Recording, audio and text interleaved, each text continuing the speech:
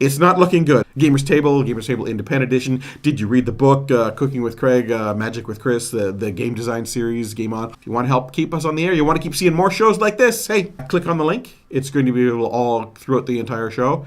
And go take a check out, see if maybe one of the perks is something that you'd be interested in. Anyone who has donated already, thank you very much, and your money is going to go towards keeping the shows on the air.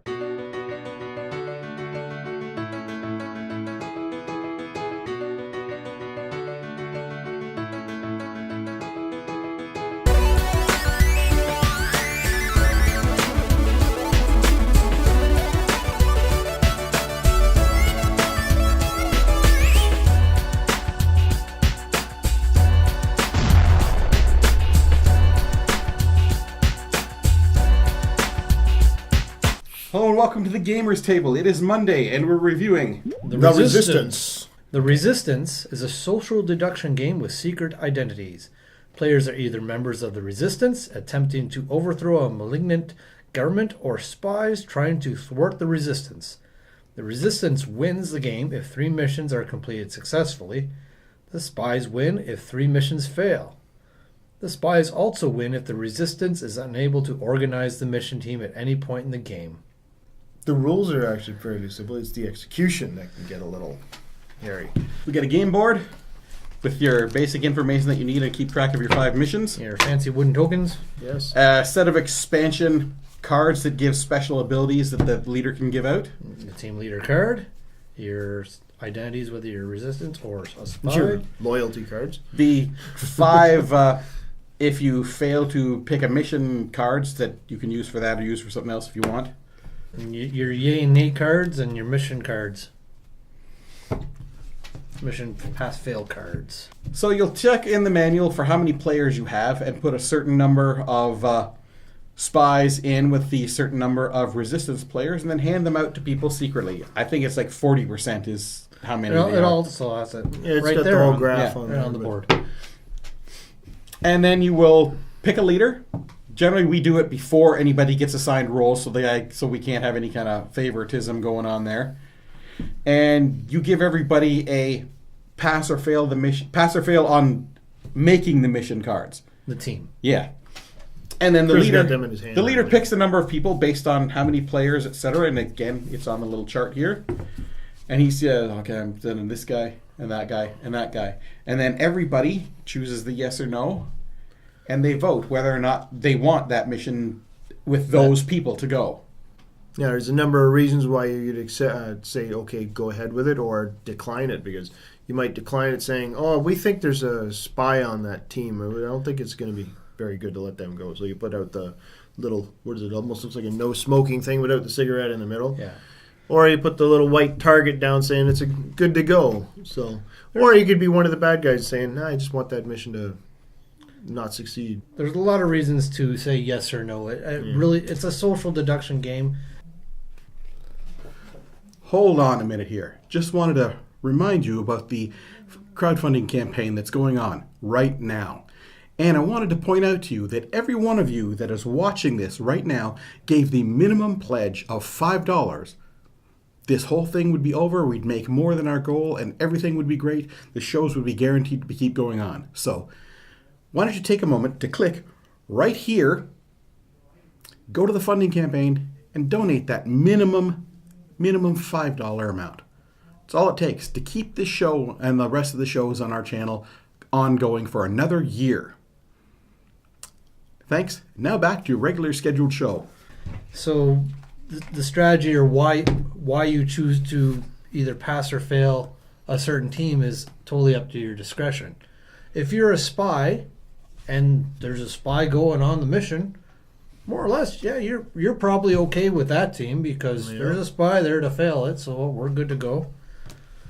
If you're a Resistance member, maybe you just want to vote a team down because I just want to see the players' reactions. Maybe get some information that way.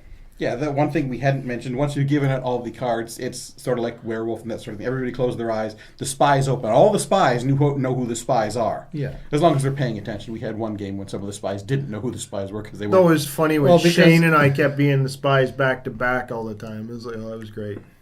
This game's a lot of fun. Like, it's a little bit more tense than Werewolf because there's a lot. You got 5 rounds, and I mean, you generally don't. You might not even get 5 rounds to figure out who the spies are. This game can be over in 3 rounds. So it's kind of nice though when the bad guys are kind of opposite each other with a couple of the resistance in between or something like that. But still, I think 2 or with a 4-on-2 is probably the best mix.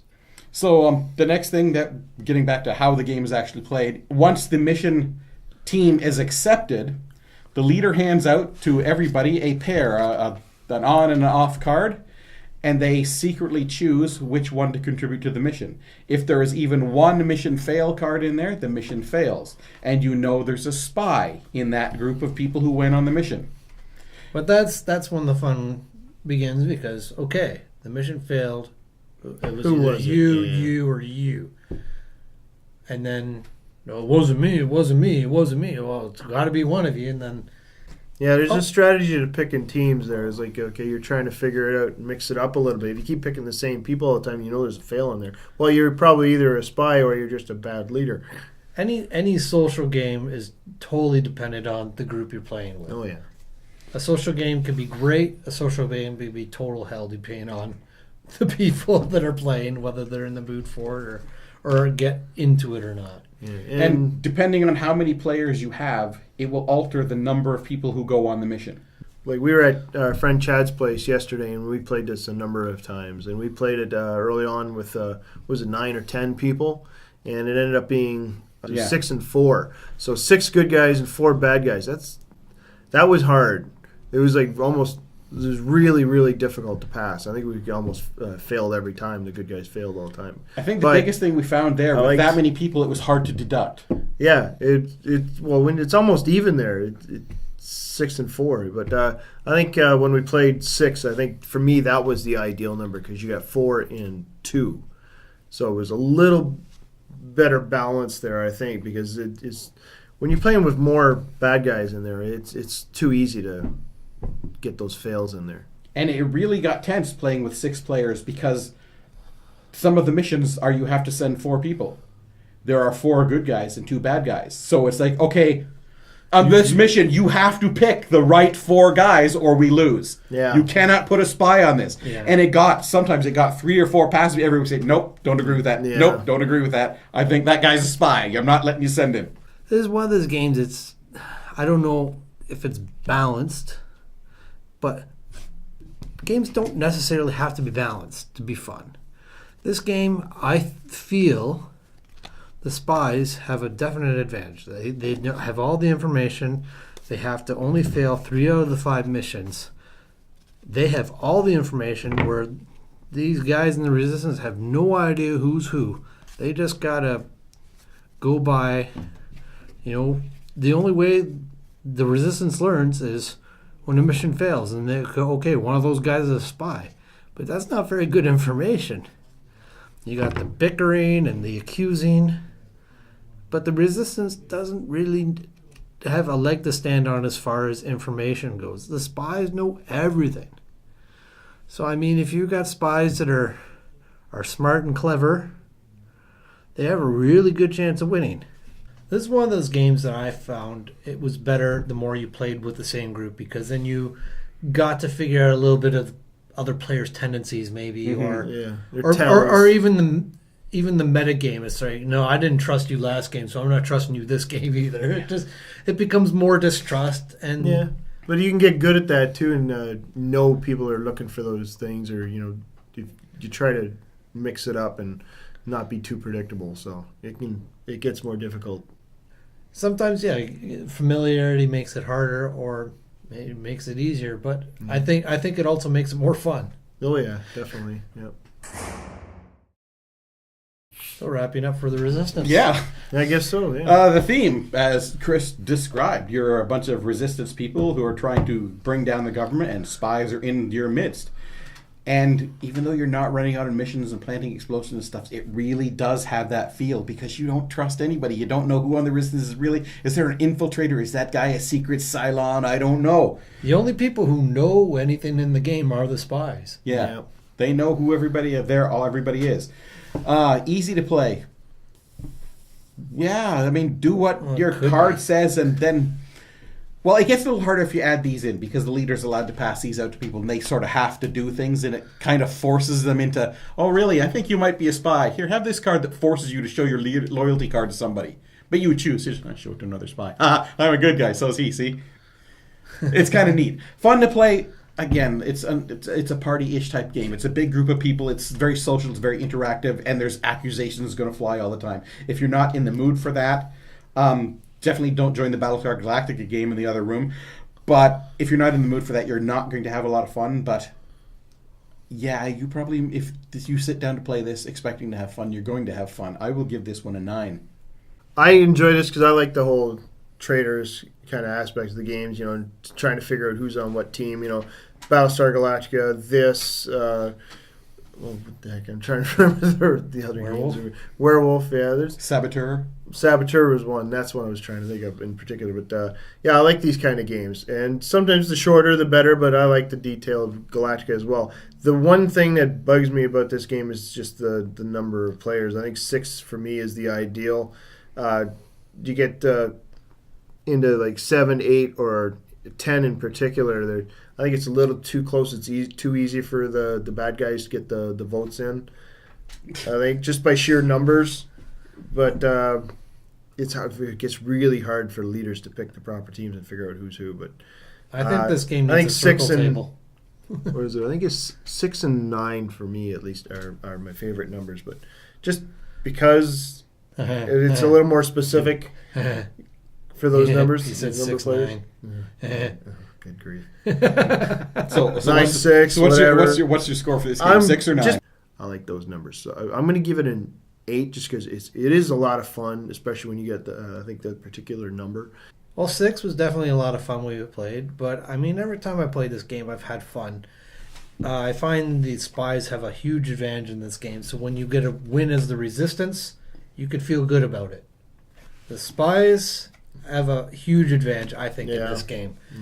But it's a lot of fun. I think if you're resistance, the win becomes more special. But so I mean, in that sense, it's not. I wouldn't call it a balanced game, but it's certainly a lot of fun, and I enjoy it. I enjoy throwing the accusations. I mean, whether I'm a good guy or a bad guy, according to these guys, I'm always going to be the bad guy. So it's hard sometimes. Metagame. Yep. Well, it was also funny though in those games we played when the team was the gamers table. It always got 100%. Yeah, send those guys. Everybody supported that. They learned that was a bad idea. Yeah, it turned out bad. Yeah. No, but yeah, Turns out Ken's the spy more often than I am. Well, no, just at the end of the night though, when we played so many games, I think it came around when I had like 2 or 3 in a row there where I was a bad guy. But earlier on, I think it was maybe a third of the time I was bad, but it almost ended up all right in a row there at the end. But you, just for you, you seem to come off the same whether you're bad or good. I don't know. That's why it's frustrating with you. Yeah, so I was saying he doesn't play a very good guy. It's hard to tell. Yeah, I know. Team. Well, I'm a good guy. I can't trust me. Yeah, you do stuff like that. Exactly. Nobody believes you. I give the resistance an 8. So that's it for this episode of the Gamers Table. Tune in next week where we review another game. Because that's what we do. And I'm a good guy.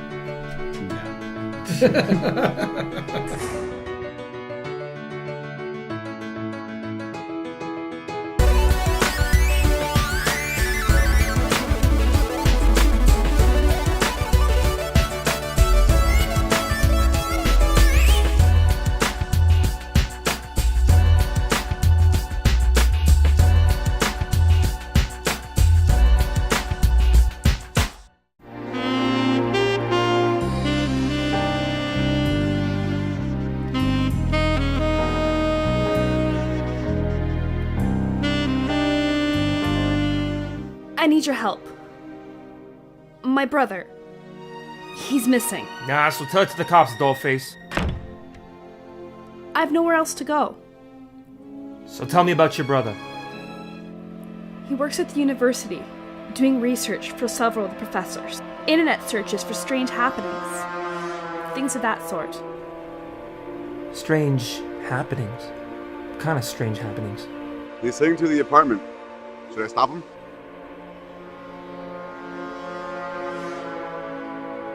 What the hell is this thing? Don't make me come back down here again, Carmichael. You need to back off. Look, Rach, I've got a case. And I need your help. I'm being tailed by lurking strangers and warned off the case by angry cops. He contacted her, just like you said he would. Very well. Perhaps we should lend Mr. Carmichael some assistance ourselves.